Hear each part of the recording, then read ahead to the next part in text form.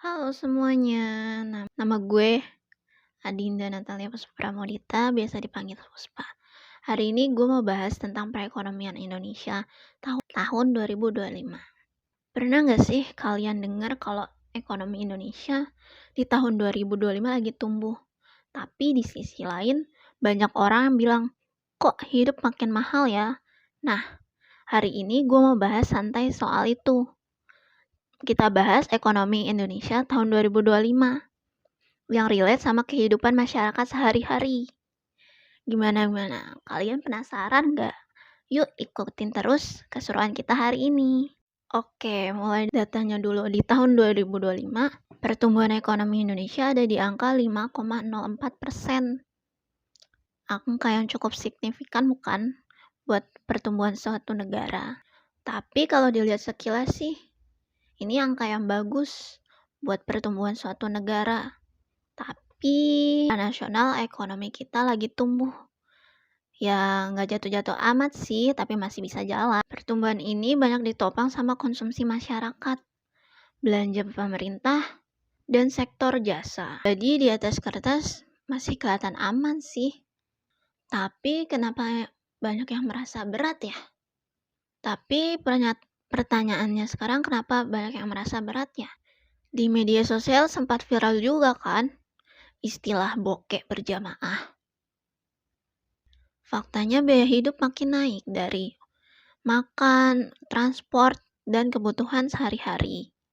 Sementara itu dari data resmi, pendapatan ya dapatnya segitu-gitu aja, nggak ada kenaikan apapun. Walaupun tingkat pengangguran nasional turun, nyatanya persaingan kerja makin ketat kan? Kenapa angka dan realita bisa berubah? Masalahnya pertumbuhan ekonomi itu dihitung secara nasional. Tapi dampak dari pertumbuhan ekonomi nasional itu tidak kerasa bagi semua orang. Ya hanya pada orang-orang tertentu aja sih. Jadi bisa aja pertumbuhan ekonominya tumbuh dengan angka 5,4%. Tapi yang dirasain ya di sektor tertentu aja, gak semua sektor ngerasain. Dan sementara itu masyarakat kelas menengah ke bawah masih berjuang. Coba kalian pikir, relate gak sih sama kehidupan kita sehari-hari, perekonomian di tahun 2025 dengan kehidupan kita sehari-hari?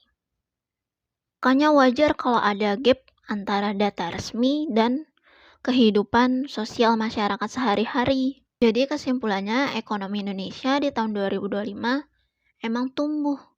Tapi belum semua orang ngerasain dampaknya secara luas atau secara langsung. Kalau menurut kalian gimana? Dan itu juga bukan cuma soal angka, tapi soal gimana pertumbuhan itu sampai langsung ke masyarakat. Tapi soal benar-benar gimana pertumbuhan itu bisa nyampe ke dompet masyarakat. Terus ekonomi sekarang, menurut kalian udah rasa membaik, biasa aja, atau malah makin menurun?